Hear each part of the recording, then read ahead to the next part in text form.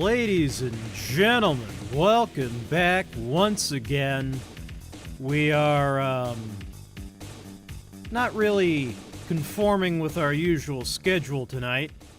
Usually we do games on Monday, but we finished Control-Alt-Ego last Monday.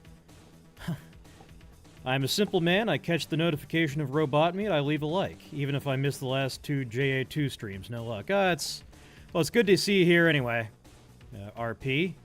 Yeah, you can just pick up the VOD. If you just click my channel name, you'll see you can go back and look at them. But yeah, unfortunately, this kind of content might not be to your taste. But while we usually do gaming on Mondays, we're doing science today because to grow the channel, I want to do video essays. That's kind of the meta on YouTube. That's what is most successful these days. And just doing gaming content, while gaming is ultimately what I want to do, it doesn't get all that much attention. And there are things that I do, have to say. So I'm going to try doing video essays for a while.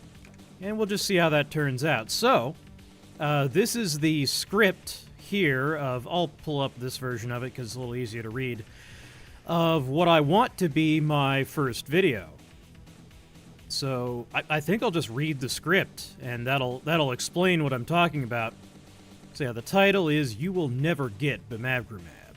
The thumbnail is going to be a red outline, white text on a darkened muscular anatomy diagram. You can't have it. RP says, yes, I know, it's cool to catch it live. Well, I'm not here to complain. EU and night worker schedule. Yeah, no, I appreciate you coming out no matter what. It should be reading your messages. Oh, it's trying to. But yeah, I appreciate it. But yeah, there is a substance under research called Bimagrumab. This substance is a drug that, when injected into a human body, blocks the action of the natural chemicals that restrict muscle growth. If you are administered Bimagrumab, you will grow like you're on enough Tren bologna sandwiches to make you grow tits and crave dick, with none of the side effects associated with anabolics. I've found out this isn't strictly true, but we'll get into that in a second. Not reduced side effects, no psychological side effects, your cardiovascular risk markers get better, your nuts still work, and your swimmers stay swimming. Some participants had a little bit of PIP, that's a post-injection pain, and it does give you the shit sometimes, but it's one of the closest things ever invented to a true exercise drug. And they will never let you have it. More info on why you want this stuff in the first place. Eli Lilly, the assholes who just spent $2 billion to buy the company that invented it, are running Phase 3 trials on it now. Welcome, Missed One. Good to see you here. Yes, I know. But it's cool to catch it live. It's going to... Well, I am not here to complain. EU and night worker schedule. Hello there. You adding more toxins? Well, hopefully this isn't toxic. I don't think it is. It's pretty well tolerated, actually, from the studies. But Eli Lilly, the assholes who spent $2 billion... Eli Lilly makes Zepbound, brand name tirzepatide, basically the sequel to Ozempic. The Phase 2 studies showed people gaining up to 3 to 4 kilograms of lean mass, about 8 pounds of muscle, while simultaneously losing 25% of their body fat, i.e. a 200-pound chick becomes 150 pounds, over 24 weeks, working out just as often. Okay, cool, so how does it do that? Well, high school biology time. The stuff that's in a muscle cell that actually makes it move is called a myofibril. It's made of a protein called actin and a protein called myosin that connect to each other. Brain sends a zap down your nerves. Zap makes muscle release calcium ions. Calcium ions plug into these spots on the myofibril that make it get short. Muscle contracts, and your dirty dick beaters flop around how you want them to. Bigger muscles are stronger because each muscle cell has more myofibrils. Your muscle cells can make more myofibrils whenever they want just by reading the recipe for a myofibril off your DNA, turning it into RNA, sending it to the ribosome. Ribosome prints the actin, myosin, and the other parts, and the sarcoplasmic reticulum washes them over to where they need to be, and they spontaneously assemble a myofibril. But that shit costs money. And by money, I mean protein and calories. So your muscle cells don't want to make more unless you force them. Working out makes your body think you need to be stronger to survive, so if you're eating enough protein and your system is in a well-fed, anabolic state, it'll grudgingly make new fibrils. So you'll notice I said muscle cells don't want to make fibrils. Obviously, cells don't actually want things. What actually happens is every mammalian muscle cell constantly has its ribosomes produce myostatin. Myostatin floats around in your bloodstream until it plugs into a socket the muscle cells have on their outer wall, also made of protein, called activin type 2. Activin type 2 is shaped so that the myostatin physically fits into it and gets locked in. And when that happens, it sinks into the cell and trips some nano-biomechanical clockwork that causes the assembly of a big protein gizmo called a SMAD complex. Long story why it's named that, and that SMAD complex sinks into the nucleus where the cell keeps its DNA. The SMADs are designed to stick to the DNA promoters that attract RNA polymerase to the part of the DNA that has the recipe for myofibrils, stopping it from making RNA to send to the ribosomes, so no more myofibrils get made. The SMAD breaks down over time, and mechanical tension on a muscle, among a lot of other things, shuts down myostatin production. Less myostatin, fewer SMADs. That's one of the mechanisms by which working out makes your muscles grow. Not the biggest one, but we're not getting into that today. High school bio again, your body gets poison and viruses in it all the time. This is bad. One of the many ways your body stops that is that it makes antibodies, yet another protein that is designed to stick to bad proteins, like the ones that viruses use to pry open receptors on the surface of your cells and get in. If you remember all the discussion of COVID's spike protein, that's basically a tool that the COVID virion uses to jimmy open ACE2 receptors on the surface of cells in your nose tubes, get in, stick its hot viral payload in your tight little ribosomes, causing them to make more COVIDs. To fight this, your body makes antibodies that literally stick to the business end of that spike protein, making it not work. And they smell good to your immune cells, so they come and eat the COVID. Double whammy. Not all antibodies have the smell good stuff, and most artificial antibodies don't. They just do the sticking on and making it not work thing. Bimagrumab is what's called a monoclonal antibody. You can tell because it ends in mab. It sticks to the activin type 2 receptor in the spot where the myostatin should go, but it doesn't make it sink into the cell and make SMADs like actual myostatin would. Yeah, that should be SMAD complexes. SMAD complexes. Like actual myostatin would. And because the spot has the bimagrumab stuck there, the myostatin can't get in. No receptor binding, no SMAD activation, no SMAD stuck to the SMAD complexes. Stuck to the myofibril promoters in your nuclei. Zooming out again, it basically makes your muscle cells think you just had a hard workout all the time, so they grow. My first question when I learned about all this was, okay, when can I get my hands on this stuff? That's the thing. You never will. Most drugs are what chemists call small molecules. The first paragraph has a lot of sciencey terms. Yeah, it's difficult to discuss this stuff without the relevant terminology. I'm trying to simplify it as much as possible, but without sacrificing accuracy. So this is targeted at, it's not meant for a general audience. It's targeted at, people who have an interest in this stuff and should know, high school biology. Hopefully. Hunter. Most drugs are what chemists call small molecules. Testosterone is basically just a chain of 19 carbon atoms plus some decoration.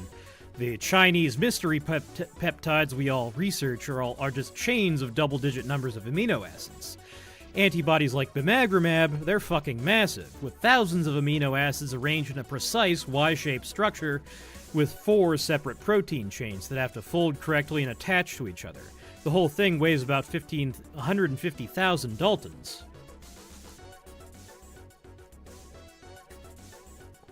It adds some depth in it anyway. Future gamers will notice and love those details work. Yeah, I mean, using the terminology makes you sound smart, is what it comes down to. People take you seriously if you know how to use the words right. But that isn't even the hard part. We can make proteins in bulk. that? Hi. Why don't you come over to Twitch? Hold on. Okay, I lost my mouse cursor. Here we go. But that isn't even the hard part. We can make proteins in bulk by just injecting the necessary gene into some E. coli and growing it in a bucket. The problem is glycosylation. Your body doesn't just make proteins as simple chains of amino acids. It decorates them with complex sugar molecules called glycans. These sugar decorations are absolutely critical for how antibodies function. They affect how long the antibody stays in your bloodstream, whether your immune system attacks it, and whether it actually works. Bacteria can't do glycosylation. Yeast can do basic versions, but not the human patterns. You need mammalian cells. Specifically, they use Chinese hamster ovary cells, or CHO cells.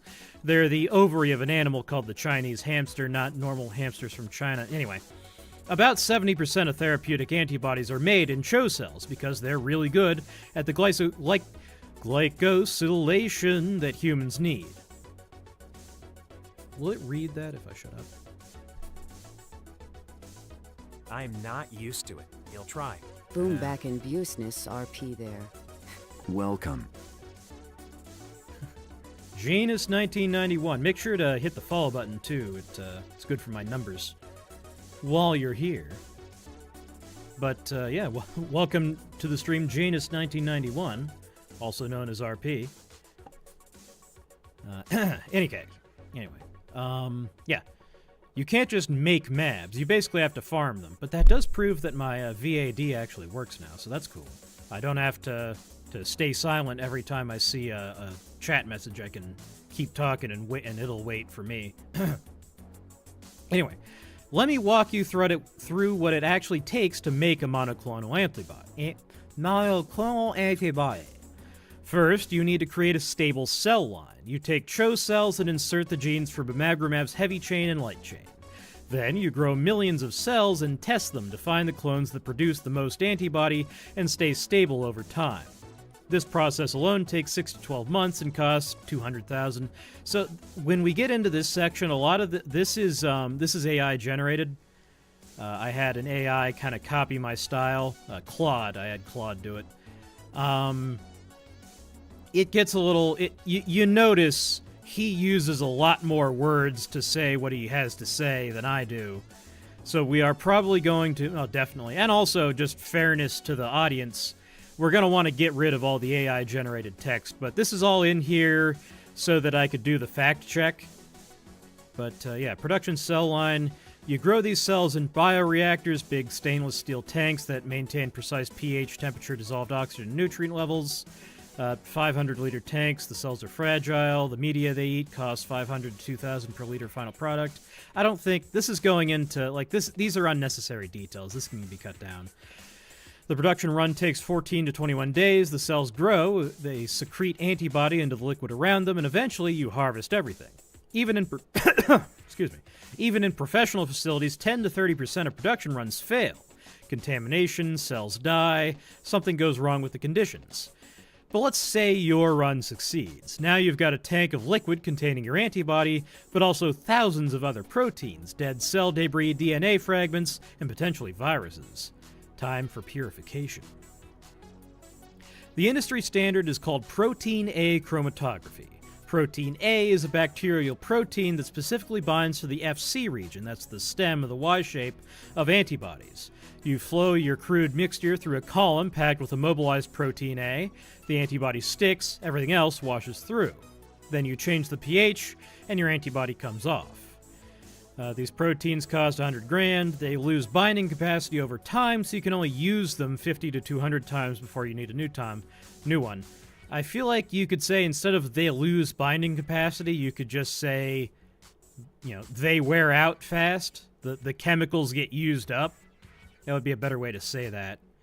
Stuff like that, You're not done. You need additional purification steps, ion exchange chromatography, hydrophobic interaction chromatography, virus filtration. Each step needs separate systems costing $50,000 to $200,000. Now you need to test what you made. You need HPLC systems to check purity and look for fragments or aggregates. That's $150,000. You need mass spectrometry to verify the molecular weight and glycosylation patterns. That's $800,000. You need a test for endotoxins. That's another 30,000 in equipment. You need bioassays to verify it actually works. Does it bind to the right receptors? Does it block them? That requires more cell culture equipment and specialized assays. We're talking 200,000. Total analytical setup, 500,000 to 1.3 million. And that's just for basic quality control that wouldn't even satisfy pharmaceutical standards. Add up the equipment, the facility, the cell line development, and you're looking at 2 to 10 million capital investment before you produce your first gram. Compare that to underground testosterone production. You need a laminar flow hood, a hot plate with a magnetic stir, some filters, a crimping machine, and vials. Total investment, $5,000 to $15,000. You buy raw testosterone powder from China for $1 to $3 a gram, dissolve it in oil, filter it into vials. Done. One person can make 1,000 vials a month. Compare it to peptides. Chinese synthesis facilities have automated synthesizers that cost $50,000 to $200,000. HPLC systems for purification and freeze dryers. Total setup maybe $150,000 to $500,000. They make kilograms of peptides and sell them to the gray market. For antibodies, you're looking at 100 to 1,000 times the capital investment and vastly more complex operations. I'm pausing for TTS. I feel so guilty that my message will interrupt you, but could you speedrun the story genre of the future game? Sorry, I don't understand what you mean by that. Speedrun the story genre of the future game. Are you asking what game we're gonna play next? Because I can... Okay, let me make sure that nothing in my history shows you. GameCube, here it is. Yeah, so we knocked off the Marathon Trilogy. That's done. Control Tigo is done. Yeah, so next Monday game is gonna be Dark Messiah of Might and Magic. I can look that up. Dark Messiah of Might and Magic. Dang it, it's playing that stupid song again. I'm just gonna leave it. You know, it's appropriate, isn't it? Let's see here. Yes, I was born in 1900. Yes, that's correct. Oh! I miss previous streams about the development of the game you're working on. Oh, right. I can pull that up as well. We haven't worked on that in a long time. I do mean to get back to it. Let me see if I can pull that up. Yeah, there is no story to it. Not yet, anyway, or I think what I'm gonna do, because I do have an idea for a story. I'll show you what I'm doing here. I do have an idea for a story. In fact, I'm actually pretty excited about it, but for the part that I'm going to do on stream, we're just not going to have a story. It's just kind of going to be a game on its own, like just an arcade game. It doesn't have a story. Let's see, where was that? This was the last one that we did. Yeah, that was like 8 months ago now. Jeez. Okay, theater mode. Let's see if I can pull up what the game actually looked like. Yeah, I actually had a lady reach out to me on Twitter wanting to do art for this game, and then, like, we made the deal, and she was like, oh, so how much... Like, I agreed to pay her up front, which I shouldn't have, but then she was like, okay, so how much can you pay me now? I'm like, well, we're going to start development, like, this project is going to start in, like, months and months. I don't have the money now. She's like, oh, how much can you give me right now? Like, you want me to just give you money? You're trying to scam me, aren't you? So yeah, that deal fell through. But yeah, I might reach out to some other people about, some other artists on Twitter about doing art for this game. But right now, yeah, you're just a triangle that fights hexagons on a chessboard. Let's see, what am I saying in this video? The hell out of the game. I need the money now. Wait, what was that? Oh no, I messed everything up. Wait. Okay, that was on YouTube, I guess? Oh no, where did... Oh, this is the YouTube window, or not? What Okay, this is the Twitch window. Oh my god, I'm losing my mind. Let's see who. Oh god. Oh god. There we go. I need the money now. Yeah. Yeah, it was a little strange. I don't know what's going on. I was really disappointed because I was excited to. You know, I don't think I've ever worked on well, long time ago. Yeah, when I was like 8. Not 8, like 13. I worked on stuff with other people, but not since then. So I was really excited, and then the chick tried to scam me. I don't know if there's too many bullets. I think there's too many bullets in the world. That's So yeah, I'm just screwing with There's a lot of things I the bullet wish. system, but you can kind of see what's need going to- on here. You'll also It's note it's that- non-Euclidean. Oh my God. So Okay. if I need to- shoot, need to that focus. corridor is like it wraps We gotta around add on an itself. alternate It's like a what do they So call I it? A was Mobius thinking, strip. I saw this video. So- some guy Yeah, made. Oops. and Okay, you hope can didn't see the last thing we did was we added a lightning cannon. two. Looks kinda issues. neat. One. Let's see here.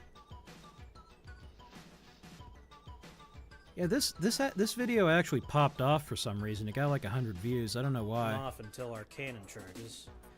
I'm not into how the cooldown counter covers the player character. But yeah, you can kind of see what's going on here. We're getting some So cool you back got your shots. triangle. He shoots out little bullets him. at the octagons, and I I missed. missed. Fuck.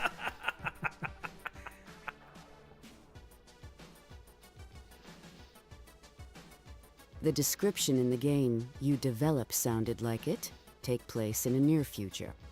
Are you talking about? Let's see, because there was another game project I did on stream. Could you maybe link me to what you're talking about? Because I did like way back. Yeah, this was before I even did any archiving. I did have a game that was set in the near future. Basically, the idea is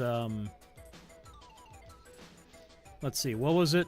Yeah, it's like everyone's disappeared, and you have to, like, everyone but you has disappeared, and you got to figure out why. And you live in a van, and you got to drive around the country, and like reality is broken. But yeah, I don't think I ever archived any of those videos, so I'm not sure if that's what you're talking about. I've also talked about wanting to make a clone of XCOM files. But, yeah. Description in the game you developed sounded like it take place in a near future. Yeah, can you link me to what you're talking about? I don't. I probably said something and just don't remember it. But yeah, back to the script here. And also, yeah, we once we're done with Jagged Alliance 2, we're gonna go back to XCOM files. Maybe for a while. Maybe I'll do it for another like couple months, and then I think that's way too ambitious. TBH. what's too ambitious? But yeah, I do want to do High Fleet too. So we'll probably do XCOM files for a couple months. Maybe not a couple months, maybe a month. A month, yeah. I'll do it for a XCOM month. clone. Oh, yeah, that would be a very ambitious thing, but I don't know. I've pulled off pretty big projects. It would be, like, it would take years to do on my own. I might also just get help. We'll see. It's just a cool thing to think about, really. We could also... Yeah, we could... That's a bigger theme. He needs a team, he says. Yeah. I'm putting together a team. But, yeah, High Fleet. I do want to do High Fleet. That's a really good game, High Fleet. Oh, NEO Scavenger. Ooh, and Space Wreck. Yeah, I'm excited to get to these. But, yeah, I do want to be loyal to my XCOM Files audience. However many of them are still around. But, yeah, back to the script. For antibodies, you're looking at 1,000 times the capital investment and vastly more complex operations. So when do we see underground Bimagrumab? 20 years, maybe 30, maybe never. Low capital requirements, high profit, way for customers to verify they're getting the real shit. Producing antibodies costs 26 grand per gram, even if you cut every corner possible. Bimagrumab dosing in trials is usually 200 to 400 milligrams every 2 to 4 weeks. That's 2.6 to 10.4 grams per person per year. If the pharmaceutical price ends up at 20 grand to 30 grand per year, an underground it's going to be a lot more than that, I think. An underground operation might be able to charge 6 grand to 12 grand, a 50 to 70% discount. I don't know where Claude got these numbers. I think he's just making shit up. That's 600 to 1200 per gram. You see the problem. Production costs equal or exceed what you could realistically charge. The economics don't work, even before you recover your 2 to 10 million in startup costs. For this to change, we need several breakthroughs. First, we need simplified expression systems. Right now, researchers are working on cell-free protein synthesis using cellular extracts instead of living cells. These systems currently produce milligrams per liter instead of grams per liter. If they can close that 1000x gap and do proper glycosylation, maybe equipment costs drop to 50 grand or 100 grand. Timeline 10 to 15 years if we're lucky. Second, we need integrated automated systems. That sounds really good. Integrated automated systems. Imagine an antibody synthesizer, one machine that does cell culture, harvesting, purification, like an automated peptide synthesizers revolutionized You can tell the stuff that's AI written is a lot harder to read out. Fourth, we need room temperature stable formulations. Most antibodies need constant refrigeration. Honestly, the cold chain thing, I don't know about the production really. I mean, biohackers can pull off some crazy stuff that you wouldn't expect. The actual concern is the cold chain. Because when you buy peptides, not that I ever would, but in Minecraft, when you buy peptides online for non-human consumption, only approved for superhuman cyborgs, when you buy them, they ship them freeze-dried. So they're shelf-stable when they're freeze-dried. They need to be in the fridge when they're dissolved in... What's the word for the stuff that comes out of your tap? Water. Fuck. Water. When they're dissolved in water, they need to be in the fridge. Wow. I forgot the word water. That's remarkable. Brain damage. No. Okay. Yeah, missed one's lulling at me. Okay, fourth, we need room. Yeah, so the point is, MABs need to be shipped like liquid nitrogen cold, just like the COVID vaccine. Yeah, so how the fuck are you going to do that? I don't know. If formulations existed that were stable at room temperature for months, distribution barriers drop substantially. Some progress is happening, maybe 5 to 10 years for broad applicability. The problem is you need all of these to happen simultaneously. If just equipment costs drop but expertise requirements stay underground production doesn't happen. If production simplifies but the product still needs cold chain distribution and can't be verified, the market doesn't work. The biohacker movement has made real progress. Open Insulin Project has been working on insulin production since 2015. Nearly 10 years later, they've got proof of concept but not pharmaceutical-grade product, and insulin is way simpler than antibodies. Community biolabs have PCR machines, basic bioreactors for bacteria, gel electrophoresis, but none have the infrastructure for mammalian cell culture at scale, multi-step purification, or comprehensive analytical testing. The jump from hobby biology to antibody production is like the jump from hobby electronics to semiconductor fabrication. Which is funny that he brings that up, because there's this guy called Sam Zeloof, Z-E-L-O-O-F, who is doing hobby, like, home shop semiconductor fab. So don't tell me it can't be done, because I've seen people do stuff that I've been told can't be done, you know? So here's the bottom line. Testosterone is available underground because it's simple organic chemistry. Anyone with basic skills and $5,000 can make it. Peptides are available because automated synthesizers do most of the work, and infrastructure is commoditized. A peptide manufacturer in China can sell to the gray market profitably. Monoclonal antibodies are different. They require industrial-scale investment with pharmaceutical-level complexity. Wow. Wow. I should have done some warm-ups.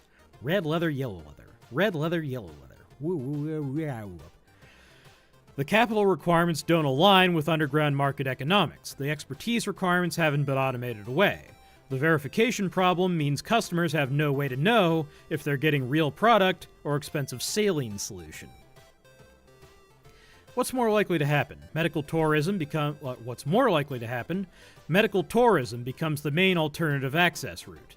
Clinics in Mexico or Eastern Europe offering Bimagrumab at 30 to 50% of U.S. prices with legitimate pharmaceutical supply. That's assuming that Eli Lilly starts mass producing this, which I don't know if that's really a safe assumption. Biosimilar competition. As patents expire, legitimate manufacturers will make lower-cost versions. That's what's happening with older antibodies now. Are they?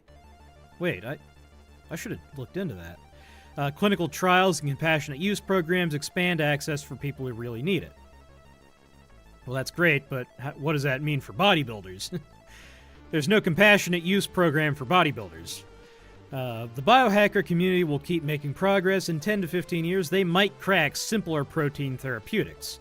But the antibody problem, needing mammalian cells, complex purification, sophisticated quality control, cold chain distribution, puts it beyond DIY capabilities for the foreseeable future. If breakthrough technologies all converge at once, maybe 15 years. Realistically, 20 to 30. The lesson here is that not all drugs are equally democratizable.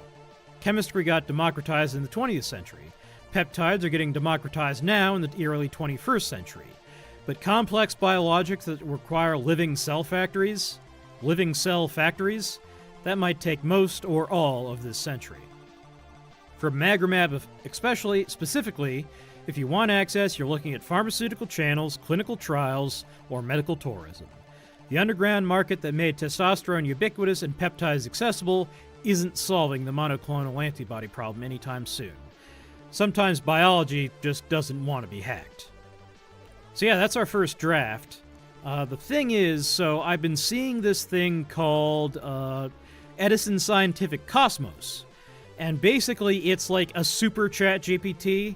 I mean, that's not really how they market it, but it's an AI for science. And it's doing this fact check costs $200.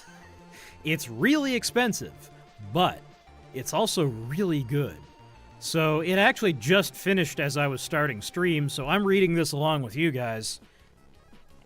So yeah, I told him, hey, do a thorough fact check, then do further research. I'm especially interested in any literature that would suggest a faster route than the script suggests to gray market-friendly monoclonal antibody production or mammalian cell bioreactors in general, or to the production of properly glycosylated antibodies from non-mammalian cells.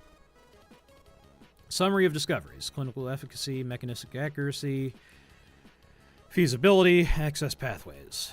Clinical efficacy and safety of Bimagrumab, reconciliation of trial data with script claims. Bimagrumab, an actin 2A targeting monoclonal antibody, increases lean mass, reduces fat mass, but claims of exercise-like benefits without side effect and broad cardiometabolic improvements are overstated. Trial dosing strategies vary widely and imply 2 to 12 grams per person per year. And Lilly's 2023 acquisition of the asset contradicts what?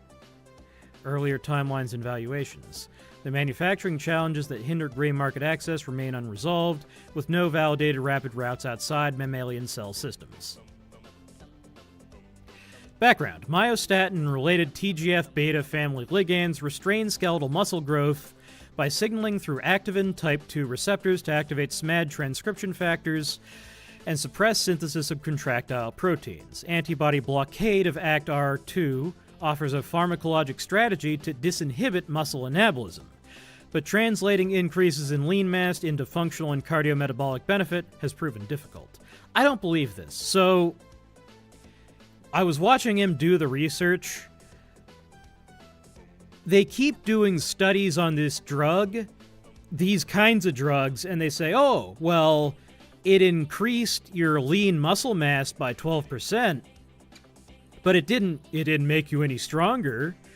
But they're studying like sarcopenia patients and AIDS patients, like people who are just wasting away. I really feel like in a healthy human being who's using this for enhancement and not treatment, increasing lean mass, like bigger muscles equal stronger. If you have more myofibrils, you are stronger. It's that fucking simple. But he keeps going, no.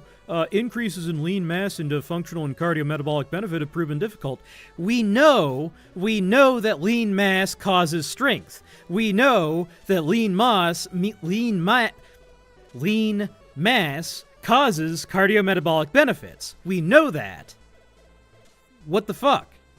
So at the same time, monoclonal antibodies are complex biologics typically produced in mammalian cell culture with human-like glycosylation, imposing substantial barriers to low-cost or illicit manufacturing compared with small molecules or short peptides.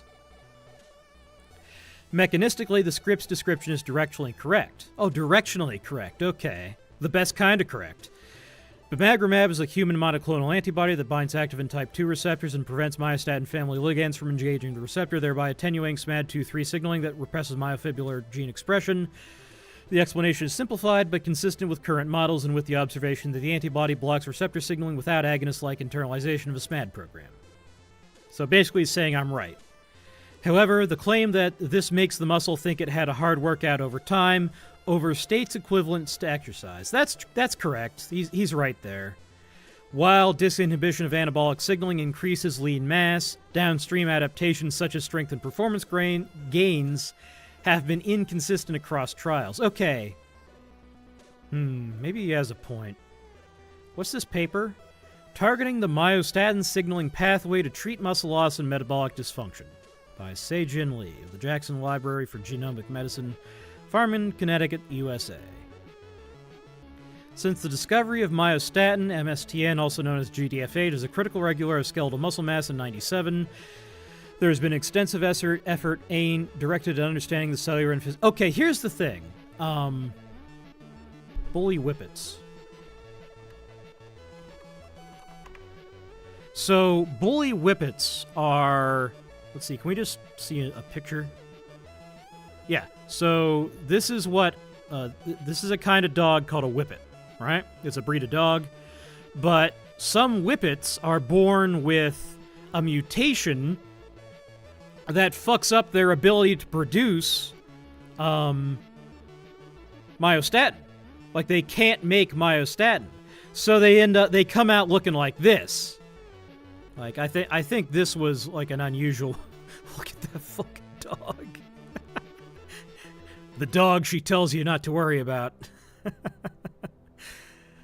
You can make all kinds of jokes there, couldn't you? But yeah, so unless bully whippets aren't stronger, like, I feel like it's pretty much proven that myostatin knockout causes strength. The world's worst genetic mutation? Oh, what happens to him?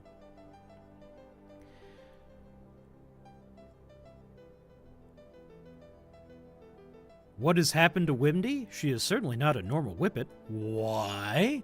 She has bully whippet syndrome. Not exactly the most feminine...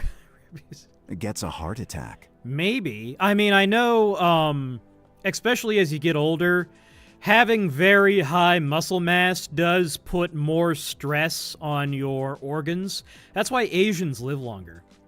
Asians live longer than whites, who live a little bit longer than blacks.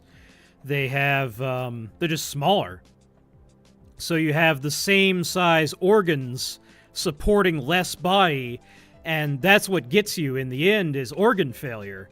So if you have the same organs, but you just have a smaller person, you'll live longer because your organs, you have more room to, more wiggle room, more fudge factor in your organs.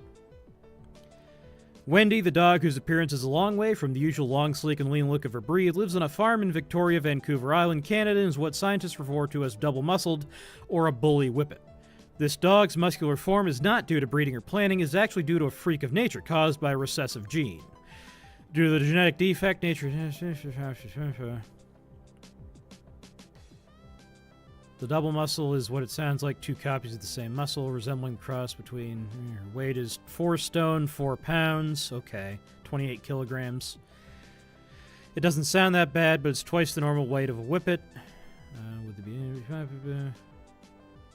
She is unaware of her large size. Yeah, she's a dog. She might give you a nasty lick, that's all. Wendy might not live for too long, having so much muscle compared to regular whippet organs. Yeah, it's just lean mass to organ ratio. Yeah, that sucks for the dog. Poor dog. She likes nothing better than to spend her days prowling around the fields. Yeah, this is basically... Yeah. Oh, okay. Amazingly, Wendy did live a long life, living until almost 14, a typical age for whippets or greyhounds to live to. So, yeah. I'm pretty sure myostatin knockout just makes you strong. I think it just makes you strong. I don't think it has any bad effects other than the effects of just being huge. Anyway, back to this. Okay. Why is he citing this? Downstream adaptations such as strength and performance gains have been inconsistent across trials. So he's saying that this doesn't, like, they did a myostatin knockout. See, this is the thing. To date, at least 9 biotechnology and pharmaceutical companies have developed myostatin inhibitors that have been tested in clinical trials for a wide range of indications characterized by muscle loss, including 22 trials that have reached phase 2 or phase 3. Oh. Where did he say...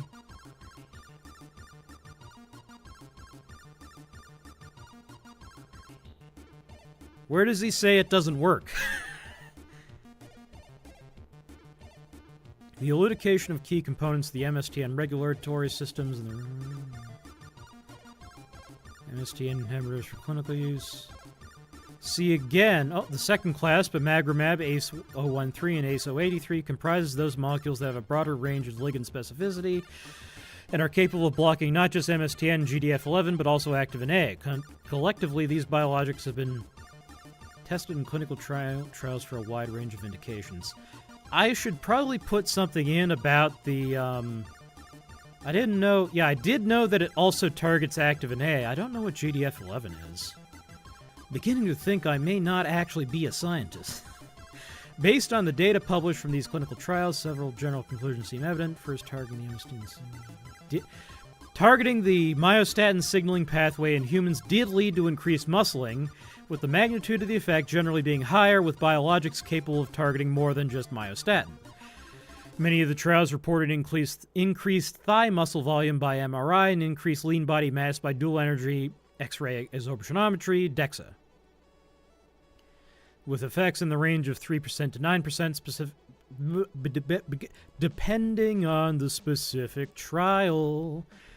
These effects, though significant, were substantially lower than those seen in mice, in which muscle mass increases in the range of 10 to 30%.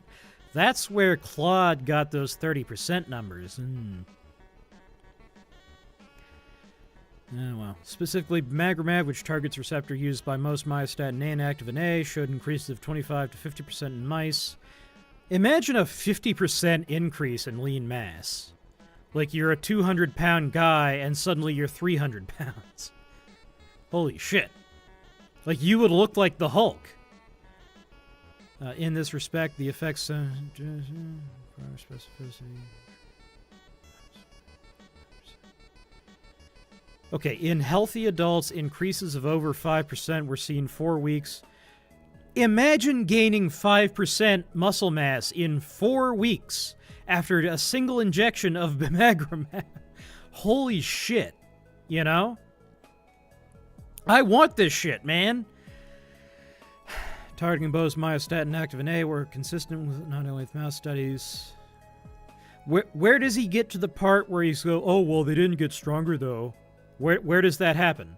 Okay, second, the response to myostatin inhibition in terms of functional improvements has been inconsistent and seemed to vary not only with the specific biologic being tested, but also with the indication. Yeah, so people who are fucking dying of AIDS or dying of renal disease or dying of sarcopenia, yeah, it's not going to just fix them, but if you get injected with it, you're going to get stronger. In most of the trials, increased muscle mass did not translate into clinically meaningful improvements with respect to measurements of strength. So that is the one worry, is maybe there's more. Well, I mean, we know there's more. There's more to exercise than just just growing your muscles. There's also learning to control your muscles. There's also reinforcement of the joints and bones. So yeah, just increasing your muscle mass directly with myostatin blockers is not the same thing as exercise. And if you're getting shot with this stuff, but you're just lying in a bed all day because you're dying of sarcopenia. What is sarcopenia, actually? I should probably look it up before I keep saying it. Yeah, it's when you get old and your muscles rot.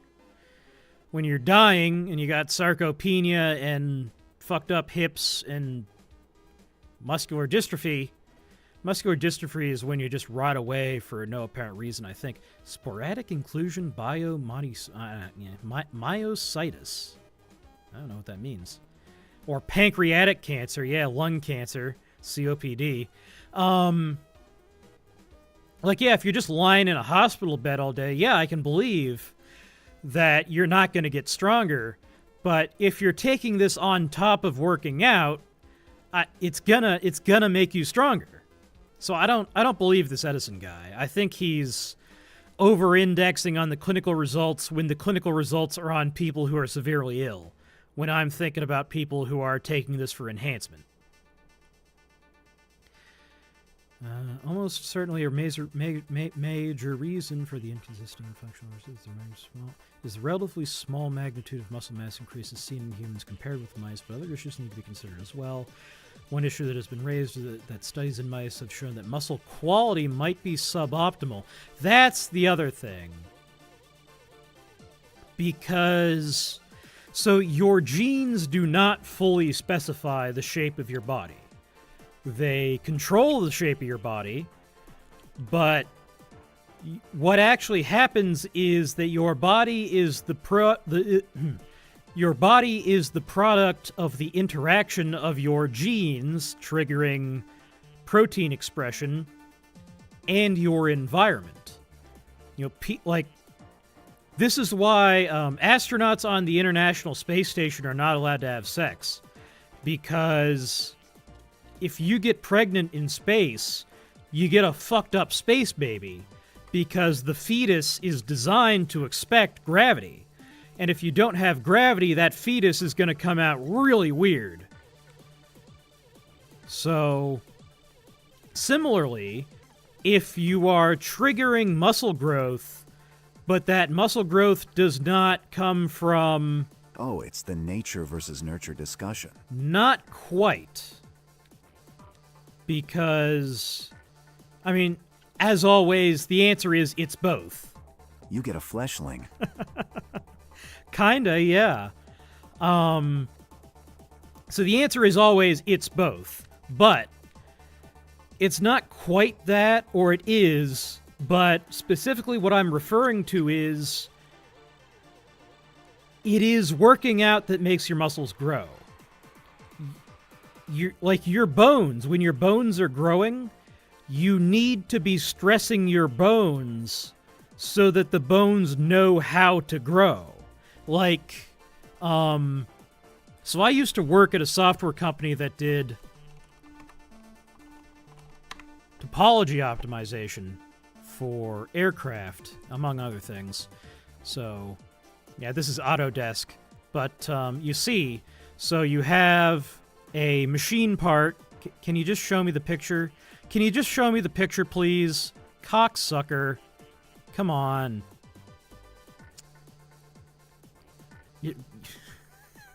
There it is. Look at it. Let's see. Are there other examples? You can kind of see them. Yeah. So you see, you have your part. If I could just see the damn image. Look, open image in new tab. There. So you have, like, the space that the part fits into, and then you specify, okay, here's where the loads are.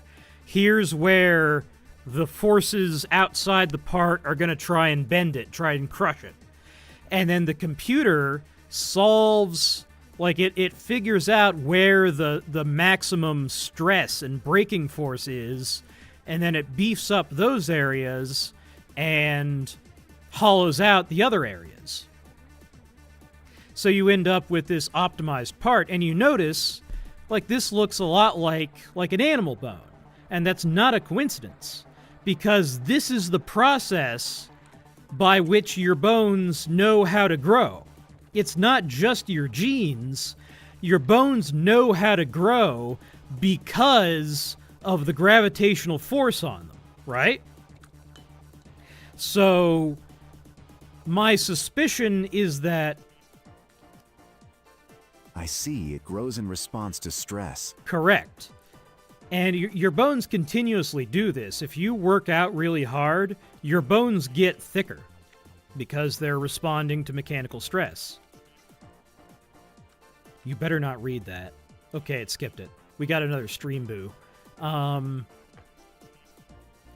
stream boo interrupted me. What was I thinking? Oh, they're saying, hey, this easy muscle that you get from myostatin knockout, from myostatin inhibition, maybe it's low-quality muscle because you made that muscle without stress. So maybe it is true that muscle made this way will be inferior because it doesn't know how to grow because you didn't get it by working out. The thing about that is, like, the muscle cell, the muscle fiber, it knows which way its myofibrils need to point. And anyway, you don't actually grow the muscle while you're in the gym. Your workout produces the anabolic stimulus, and then over the next, 6 to 8 hours, your muscles grow. That's why you need to eat protein after you work out, because you need to fuel when you're in that anabolic window. When you start that repair and reinforcement process, you need protein to fuel that. So that's why you want to eat protein either immediately before or right after you work out. If you work out, starve yourself, and then eat protein the next day, it won't do you any good. But yeah, so that's why I think maybe not, because muscles grow from workout after the stress is over, right? And it's just building more myofibrils. So why can't it figure out which way to point the damn myofibrils, you know? But he is correct that muscle size is not all there is to strength, and, you do also need to learn how to use it. They call it muscle recruitment.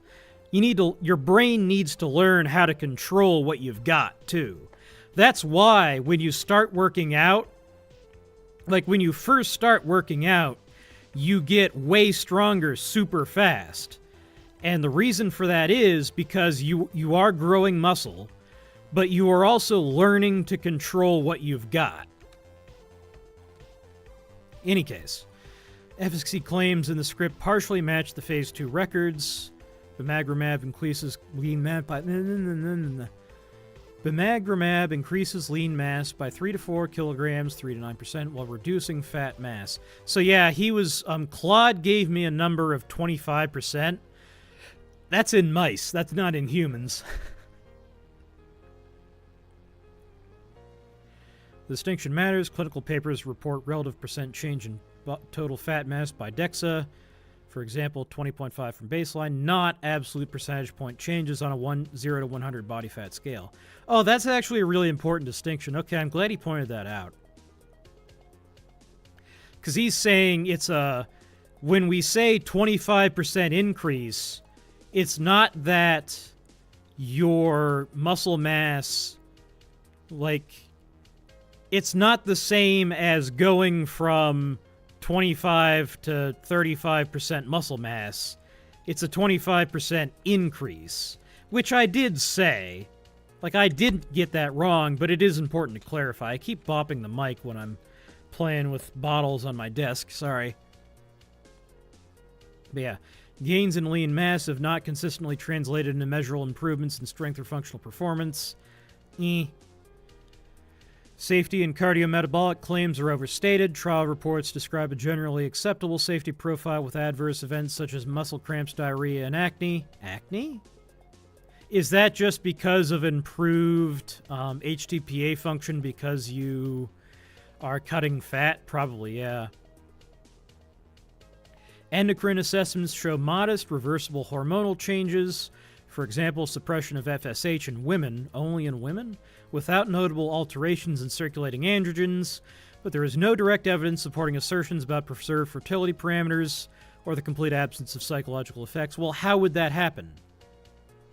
What is the mechanism? Oh, there's no evidence. Well, how would it happen? Like, there's no evidence that... The paper shows no evidence that getting punched in the face causes your face to bruise. Well, it does. Actually, that's the opposite of what it says. The paper says there's no evidence that not getting punched in the face... You know what I mean. I don't need to make an analogy. I think you guys get it.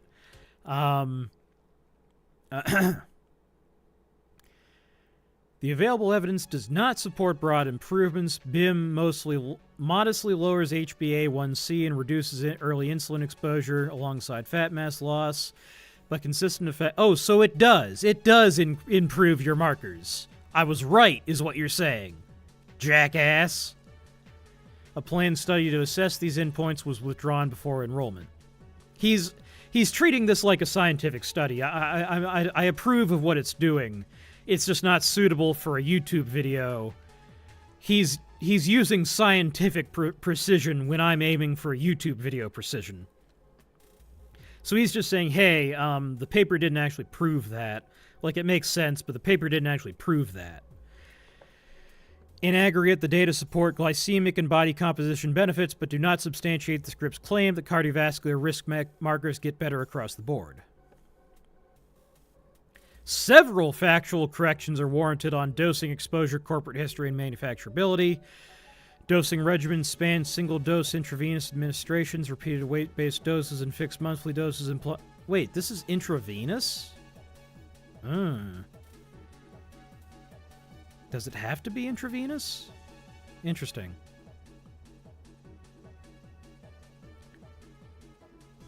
Depending on body weight and schedule, the script's single regimen does not represent the field and risk miscalculate annual drug requirements. Lilly's acquisition of Versanis Bio in 2023 for up to $1.9 billion contradicts the script's $2 billion in 2018. Okay, I got the year wrong. Sorry. And aligns Bimagrumab with Lilly's obesity pipeline and prospective combinations, not with an earlier transaction. Whatever. Finally, while the script correctly emphasized the monoclonal antibodies require mammalian cell culture, commonly CHO cells, and multi-step purification with extensive analytical control, the specific cost and failure rate figures quoted are not substantiated here. Importantly, no validated gray market-friendly alternatives, such as non-mammalian expression yielding clinically appropriate human-like alkalization or a compact end-to-end antibody synthesizer, is supported by the current literature reviews, though future directions like cell-free synthesis with human-compatible glycosylation are conceptually discussed. Well, okay, which is it then?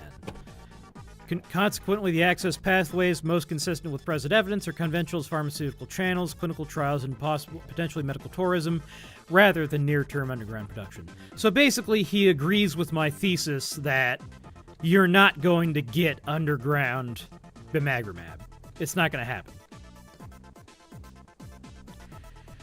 Discovery 2, mechanistic accuracy of myostatin ActR2 signaling, muscle contraction, transcriptional repression. This analysis fact-checks core mechanistic claims about muscle contraction, myostatin ActR2 signaling, and transcriptional repression made in the script.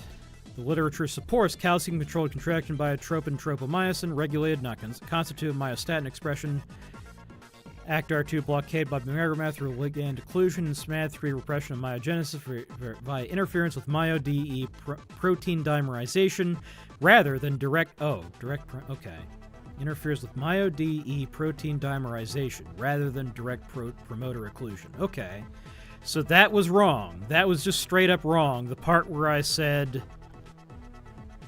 What was it?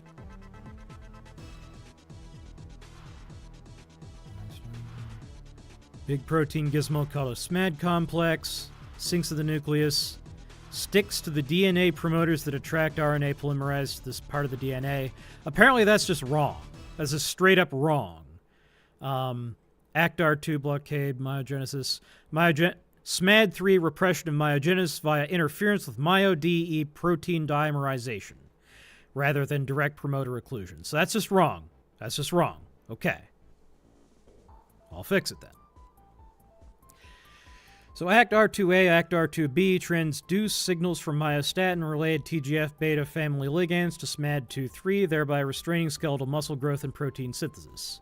In parallel, excitation, contraction, coupling coordinates calcium transients with thin filament regulatory system to control actin-myosin cross-bridge formation. How these pathways intersect with myogenic transcription factors, particularly myo-D, and how pharmacological ACTR2 blockade compares to mechanical loading are central to interpreting the physiological and therapeutic implications of drugs such as bimagrumab. So, in other words, he's saying what I just said, that artificially forcing your muscles to grow is different from working out because maybe your muscles need that stress to grow right. They need to be stretched to know how to grow.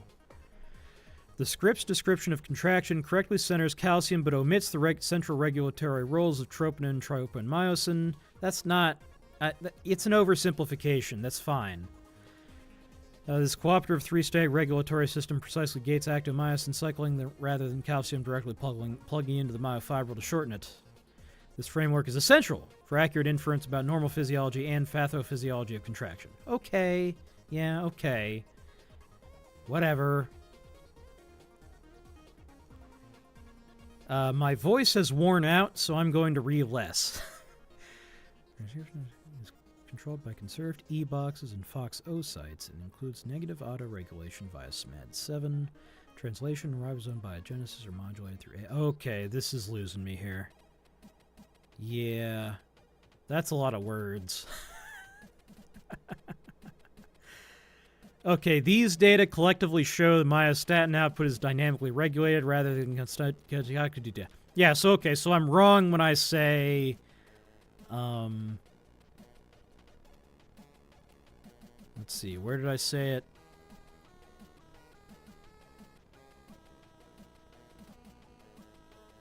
I said somewhere every mammalian cell constantly makes myostatin, and he's saying no, yeah. What actually happens is every mammalian muscle cell constantly has its ribosomes produce myostatin. He's saying that's not really true. They do actively control the myostatin expression. So that's fine, I'll just adjust that. It doesn't matter that much.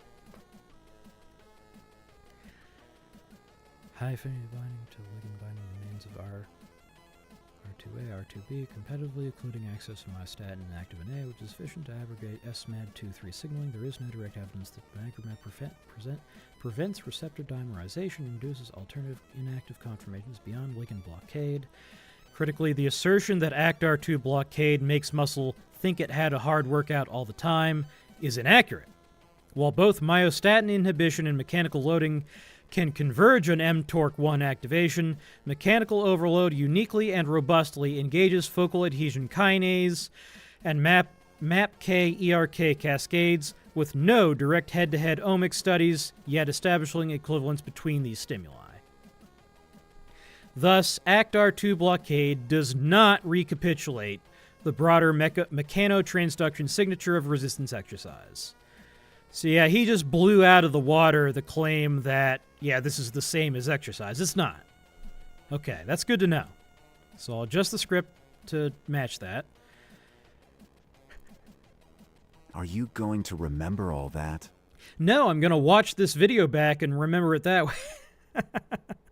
No, I'll go through this and adjust. I'll probably work with Claude, feed parts of this back into Claude, and have him go, oh yeah, well we can simplify it this way. It's an iterative process. I'll figure it out somehow. I have no idea what I'm doing. This is my first attempt at doing this, but yeah, you gotta figure it out somehow. So this is the real fact check. Yeah. And it costs $200. Yeah, but, you know, that's the price actually being right, you know? Finally, the script's depiction of SMAD-mediated repression is direct motor occlusion, generalized beyond what is supported. That's fine. Bimagrumab relieves SMAD2/3-driven anti-myogenic signaling by preventing ligand engagement of ACTR2, but the downstream transcriptional and signaling MIU differs in meaningful ways from that induced by mechanical load. Yeah, okay, fine. That's not even the important part of the video.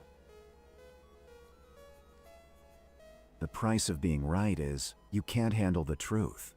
I can handle the truth, damn it. My voice can't handle speaking the truth any longer. It can't handle that, I'll tell you that. How long have I been talking? Only an hour? What the fuck? How is my voice so worn out after an hour? Goddamn. Discovery 3. Feasibility of low-cost or gray market monoclonal antibody production barriers and emerging enablers. This report fact-checks a widely shared script about... Widely shared? I shared it to you. That's not wide. About Bimagrumab and MAB manufacturing, synthesizes recent literature on whether lower-cost, gray market-friendly MAB production is technically plausible. The analysis finds that the script is directionally right, the best kind of right, about complexity, but materially overstates several cost and capability barriers while underestimating advances in non-mammalian expression, automation, alternative purification, and room temperature stable formulations. Nonetheless, quality control and turnkey end-to-end platforms remain major bottlenecks. Okay. So he just blew all that stuff about the manufacturing process out of the water. Okay, well, I'm curious how he did that. MABs are large glycosylated proteins whose clinical efficacy and safety depend on both sequence and post-translational attributes, notably N-glycans. Industrial manufacture is long centered on Chinese hamster ovary cells due to productive titers and human-like glycosylation, with high downstream processing complexity and quality control requirements. Interest in democratizing or decentralizing MAB production has grown alongside peptide gray markets, yet MABs differ fundamentally because they require cell-based or glycosylation-capable systems, multi-step purification, and sophisticated analytics. Emerging alternatives, glycoengineered non-mammalian hosts, cell-free systems, process automation, and new analytical and formulation strategies could reduce costs and expertise barriers, but an integrated low-cost pathway has not yet converged. Fact-checking the script's core manufacturing claims show a mix of accuracy, overstatement, and omissions. Well, fuck you too, pal. It is correct that IgG MABs are 150 kilodaltons and that CHO remains the dominant production host. However, the statement that antibodies are 50x heavier than a typical peptide substantially understates the mass gap. Okay, shit. Relatively commonly cited gray market peptides, 800 900 galtons, and IG is typically 150 times heavier. This isn't what's... Man, you gotta stop lying. Okay, the AI wrote that part. That part wasn't me. But I'm glad I didn't publish that without checking it. The scripts claim that cell culture media effectively cost 500 to 2K is off by orders of magnitude. Bulk media contribute on the order of 2 per 10. Yeah, I didn't want to include those specific prices in the script anyway, because there's no way those would be right, you know? Likewise, the assertion that MAB production generally costs 26 grand per gram, even if you cut every corner, is not representative across platforms. Techno-economic analyses for plant-based nicotine, interesting, reportedly estimate cost of goods from $17 to $138 per gram, often roughly equaling $99 a gram in confined growth scenarios. Well, that's pretty good.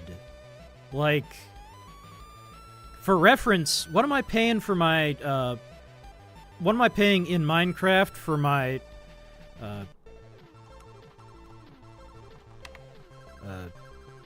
Reddit in Minecraft? Let me log into the Minecraft website here. Hold on. Shop now. Where is it? Hippomorlin, Mots C, Meta Z, Nad, Reddit What am I paying? I don't know if I want to give away my source. Cost per milligram, $3.50. Yeah, so $3.50 per milligram. That's let me just look up grams to milligrams. I should know this. It's 1,000. Okay, so it's 3,000 bucks per milligram. Okay, or Gotta not. ask your dealer low. It's not a dealer. It's a website. There's nothing weird. Nothing illegal. It's not illegal. I actually talked to the guy who I've been buying this stuff from actually recently. He says nothing about this is illegal. Like, it's a little shady, but it's not illegal. And anyway, I'm only doing it in Minecraft, so it's not even real. In any case, so actually, okay. So he's saying, wait a goddamn second. 99 bucks a gram. And you can easily sell that for a 100x markup. Well, what the fuck? That's okay, but he's talking about in nicotine plants, like tobacco plants. Nicotine plants. In contrast, current analyses of glycosylation-capable cell-free protein synthesis show unit costs far above in vivo CHO. CFPS is not yet cost competitive. On downstream processing, while protein A is the de facto standard, multiple alternatives, precipitation, membrane chromatography, synthetic affinity ligands, can achieve 97% recoveries in high purities with 5 to 10x lower matrix cost than protein A. And TEAs of plant platforms indicate variable DSP consumables and labor, not capital depreciation. Okay, wait. Protein... 97% recovery in high purity with 10x lower matrix costs than protein A. Variable DSP consumable labor, consumables and labor, not capital depreciation, dominate cost of goods at pilot scale. Okay.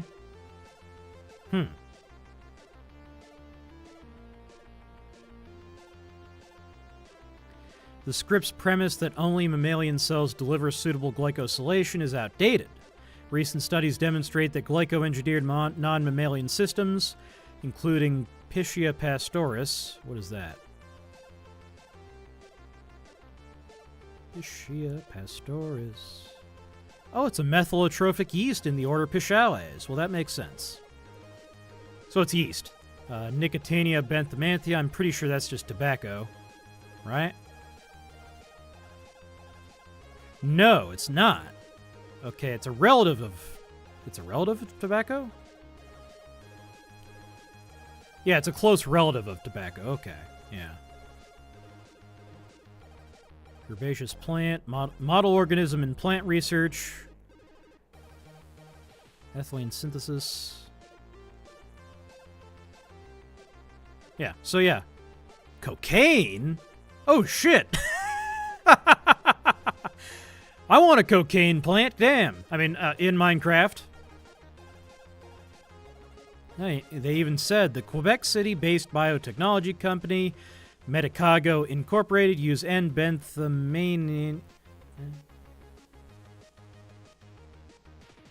benthamiana as a factory to produce virus-like particles over short incubation periods and in high volume, enabling rapid manufacturing capability, potential for a potential COVID-19 vaccine. Yeah, that's interesting. Oh, in February 22, Health Canada authorized use of the COVID vaccine CoVLP, brand name Covifens, developed from and banthaminana for prevention and yeah. What is this? Let's look into this. Medicago. Yeah, okay, that's the GSK Vax. So, okay, the GSK Vax is made in Nicotiana banthamin... There's a... Surely there's a... No?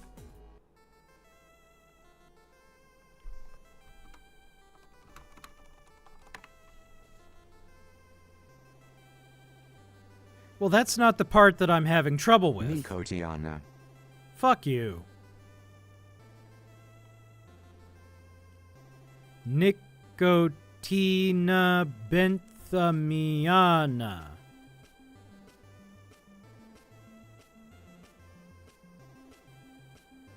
Why is it not reading it? Wait, why did it not read that?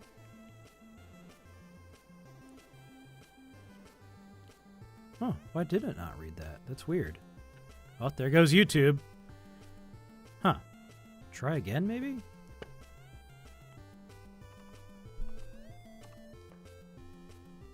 Benthamiana. Like, I like- benthic. Yeah. Benthamiana. Okay. Nicotiana benthamiana. Okay. But yeah. Yeah, the GSK Vax is made from... They're making spike proteins, COVID spike proteins, in Nicotiana benthaminana. Squash banana. Insect cells. Okay. You will inject the bugs. Can produce MABs with human-like N glycans. I'm not reading that. Substantially narrowing functional differences with CHO outputs. Remaining gaps include incomplete processing, site occupancy issues, and stability in some hosts. These advances matter because mature non-mammalian platforms exhibit compelling TEAs with plant-based COG, commonly under cost of goods, under 150 a gram. Well, that's... And Pitchia projections around 25 a gram. Well, that's cheap as fuck. Well, this completely fucks up my entire premise. Because that's, like, you just grow the plant and process it. I think. Is that actually how it works? Let's look into how this actually works. Let's see. Can we see details on exactly how... Nicotana banana. I guess antibody production.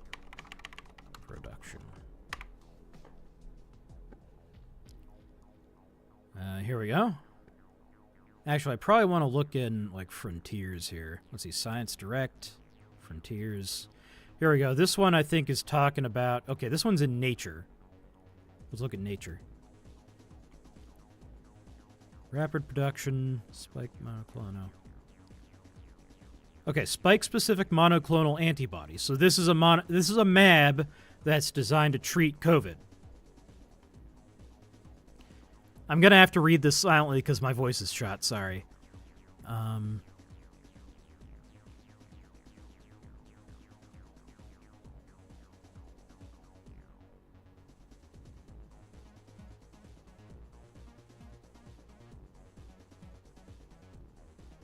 Okay, so yeah, both RBD and MAB CR3022 were transiently produced with the highest expression level of 8 micrograms per grams and 130 micrograms per leaf fresh weight. So yeah, you just grow the plant and you pick the leaves off and then you grind them up and it has the stuff in it. That's fucking crazy. Oh, furthermore, the plant-produced MAB binds to SARS-CoV-2 but fails to neutralize the virus in vitro. Whoopsie. Doesn't work. Oh well. Still cool. That is really cool. You can just farm vaccines. That's awesome. I didn't know you could do that. See, we're learning. Why is my computer running on battery? It's not. Okay, never mind. Okay, CHO extract and plant lysate with endogenous microsomes have produced full-length N-glycosylated antibodies in some reports approaching grams per liter yields, directly countering earlier skepticism about glycosylation and low titers. However, platform variability is large, scalability remains unproven, and current TEAs still disfavor CPS on cost. In short, mammalian CHO remains dominant, but non-mammalian and cell-free alternatives have made meaningful strides that the script does not capture. Several enablers that the script deems far off are arriving sooner than implied. Modular automated microfactory concepts using single-use continuous or hybrid processing are in pilot to GMP runs. For example, a 200-liter perfusion system delivered 2.1 kilograms MAB. 2.1 kilograms of the shit. Okay. With up to 35% cost savings relative to traditional stainless steel. What? And distributed foundry efforts, e.g. Firefly and Evolver, show that low-footprint automation can reduce both capital and specialist labor demands, albeit with fragmented throughput and autonomy reporting. The claim that cell line development requires a PhD or 10 years is overstated for non-GMP contexts. Kit-based CHO workflows plus basic automation can yield research-grade stable producers in 5 to 7 weeks to pools. What? In 5 to 7 weeks to pools, and 3 to 4 months to clones. Oh, I see. With 50% time reductions in assay compression versus manual workflows, industrial timelines are required due to deep characterization. Analyze fully handheld.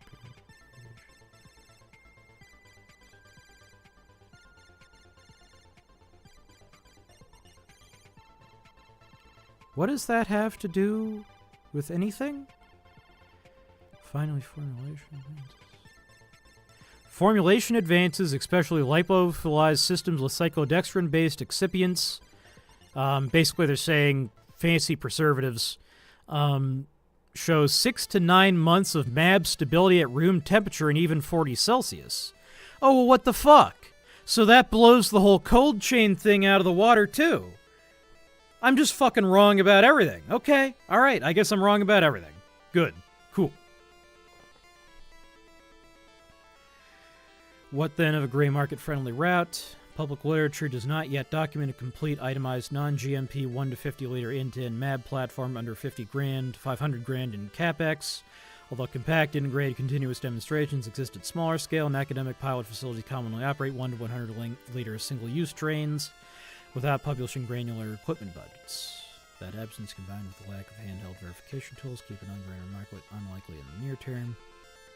However, the convergence of glyco-engineered non-mammalian hosts with favorable COG, cost of goods, plants $17 to $138 per gram, or yeast $25 a gram. The pain doesn't stop. That absence combined with the lack of handheld verification tools. What do you mean handheld verification tools? Why do they need to be handheld? Is handheld like handheld as opposed to a building-sized machine? Are they using handheld as a technical term here that I don't understand? Emergence of glyco, yeah. Credible pathways that could shorten the timeline relative to the script's 15 to 30-year forecast, particularly for legitimate but resource-constrained settings outside GMP, while the quality verification gap remains the main gating constant. I mean, you can just test it on people and see if they get sick. Finally, the script's clinical efficacy and safety claims about Bimagrumab and several detailed facility failure rate and cost assertions are outside the scope of the sources reviewed here and cannot be verified in this report. That's fine. Yeah, my voice is shot, so I'm probably going to have to end it here. But, yeah, I mean, this is really good information. This is really cool. And, yeah, this part of this was just to verify this tool. And, yeah, this is a big success. So, I need to completely remake my script, but this is really cool. I think we're onto something here. So yeah, I guess we'll have that video out in maybe a couple days, depending on how much time I get to work on it. But yeah, this is really cool. But yeah, my voice is shot, so I got to end it here. But it's been really great having you guys come out. Let me see if there's someone I can raid. The Wizard Man, Uwo Slab. Let's see. Fillion, Cha-Cha, Giga. Is there anyone smaller? Samson? You know what? This is like a... Yeah, okay. This is appropriate. Yeah, he's doing Bible study and working out, so that's appropriate for what we've been doing. So I'll send you over to Samson Thanks VT. for the stream. Yeah, no problem. Thank you for coming out. Raid Samson VT. Have fun with the Salmon Man, and I will see you all next time. Goodbye.